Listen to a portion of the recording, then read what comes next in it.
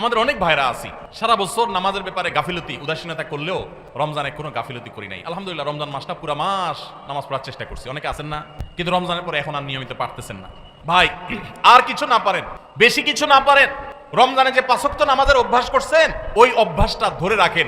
মরণ পর্যন্ত 5 ওয়াক্ত নামাজে কোনো ছাড় কম্প্রোমাইজ দিয়েন না, কোনো প্রকার ত্রুটি করিয়েন না। আল্লাহর কসম, ঈমানের পর 5 ওয়াক্ত নামাজের চাইতে গুরুত্বপূর্ণ কোনো আমল আল্লাহর জমিনে কোরআন এবং হাদিসে আরেকটা নাই।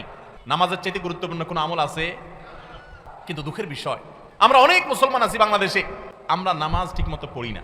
কেউ 4 ওয়াক্ত পড়ে, ফজর পড়ে না, অথবা পড়লে 7টা বাজে উঠি পড়ে। কেউ শুধু জুমা পড়ে, মাঝে মধ্যে পড়ে টকা টকা।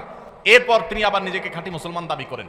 আবার মুখে বলেও অনেকে নামাজ না পড়লে কি হয়েছে, ঈমান আছে। এটারে বলে মামুর ভাইয়ের আবদার।